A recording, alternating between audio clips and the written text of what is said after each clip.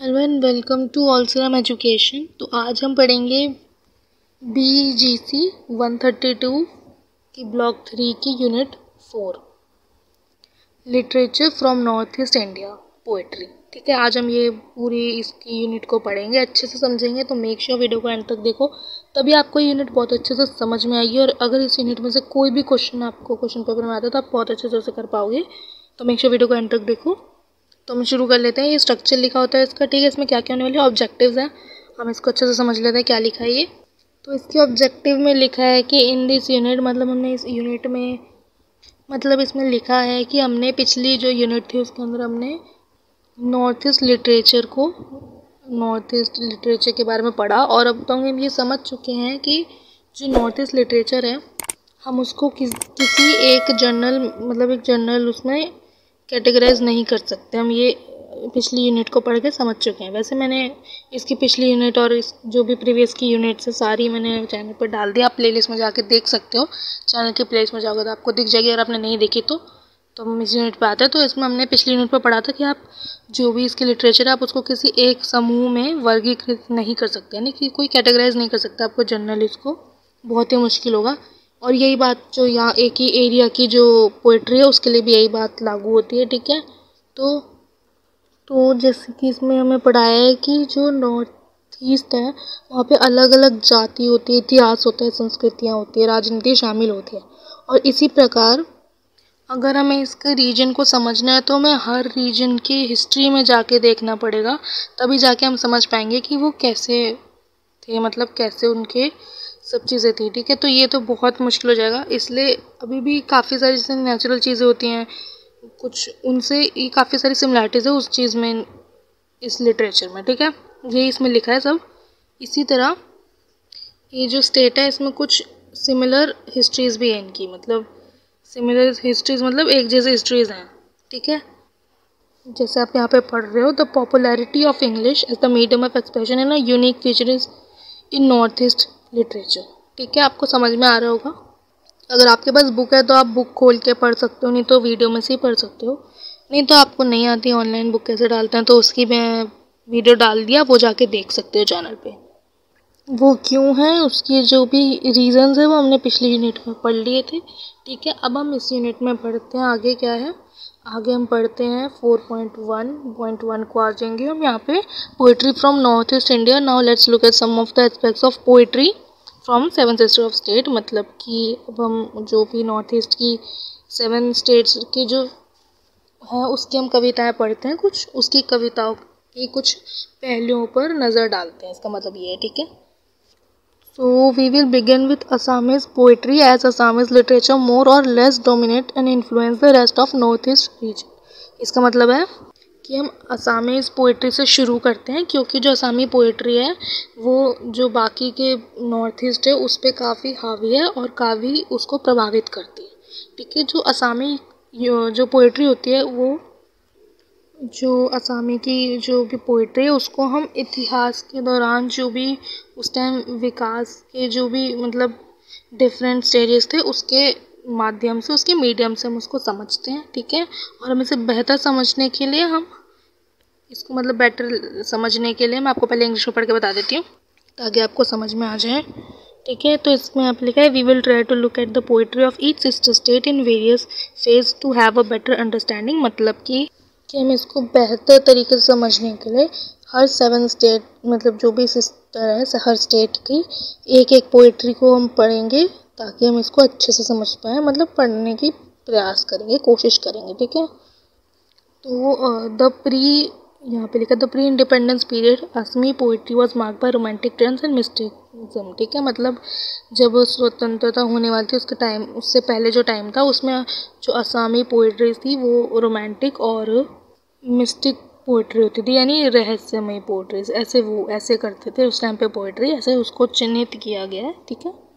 देशभक्ति एक अलग पहलू था, जैसे कि मतलब जो देशभक्ति एक अलग पहलू था उस टाइम उनकी कविताओं में, जैसे कि बाकी के राज्यों में होता था, ऐसे यहाँ पे भी एक देशभक्ति एक अलग पहलू होता था कविता लिखने का।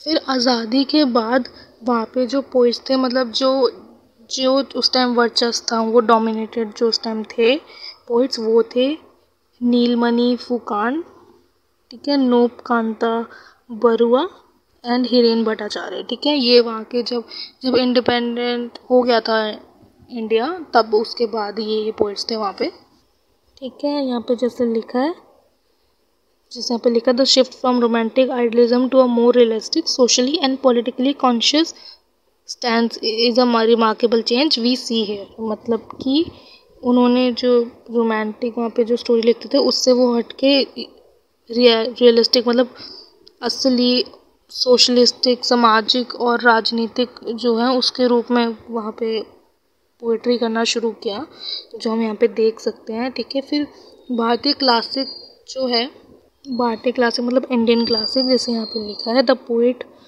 नहीं, जैसे यहाँ पे लिखा the influence of Anglo American and modernist poetry with the lingering presence of elements of Indian classic is another aspects of post independence Assamese literature, ठीक है।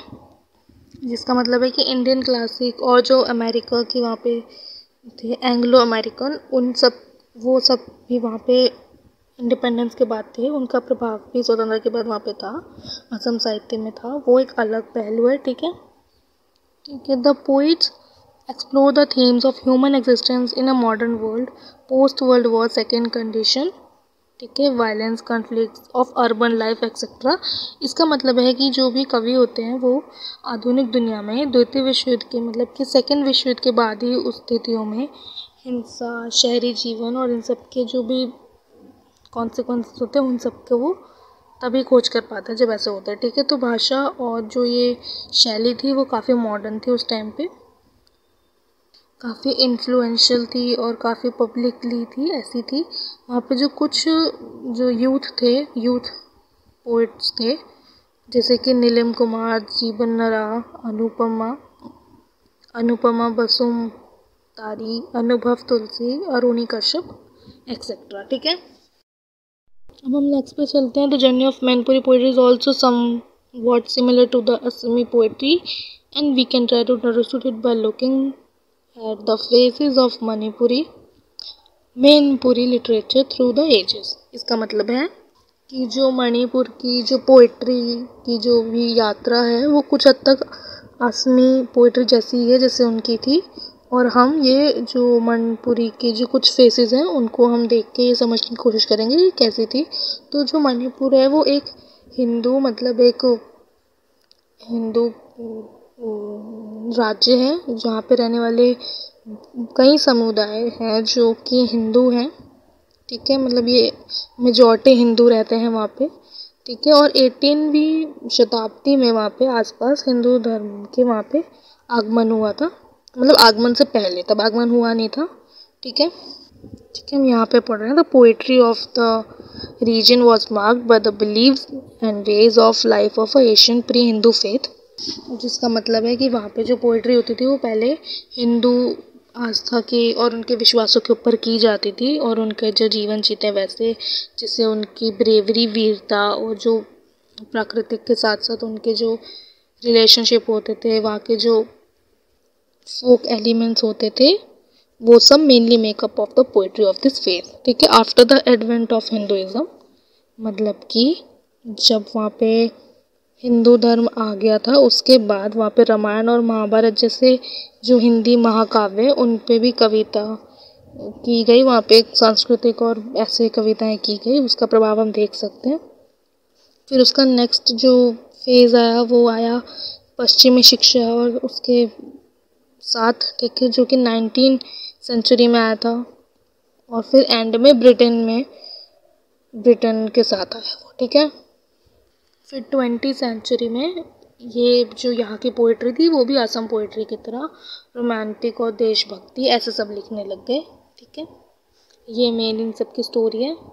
जैसे यहाँ पे नाम लिखा है, मैं इसको पढ़ देती हूँ। लामबाम, कमल हिजाम, इराबोत, ख्वाइरिका पम चाओबो, अशंगबम मिनाकेतन आदि इस अवधि के जो भी मतलब इस टाइम के उल्लेखनीय कवि हैं, ठीक है। उल्लेखनीय कवि, मैं आपको इसको प्योर हिंदी में समझा रही हूँ ताकि आपको अच्छे से समझ में आ जाए, क्योंकि स्टूडेंट्स को समझ नहीं आता, वो यही कमेंट करते हैं, ठीक है। तो मैं आपको अच्छे से समझा रही हूँ।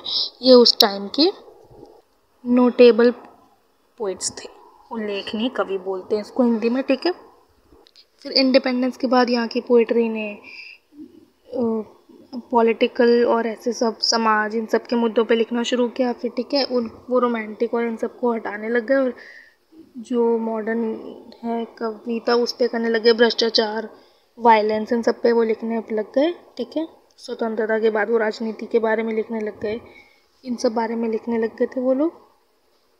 फिर ये कुछ कवि के नाम लिखे हैं जो उस टाइम आफ्टर इंडिपेंडेंस ये सब वहाँ पे फेमस हुए थे।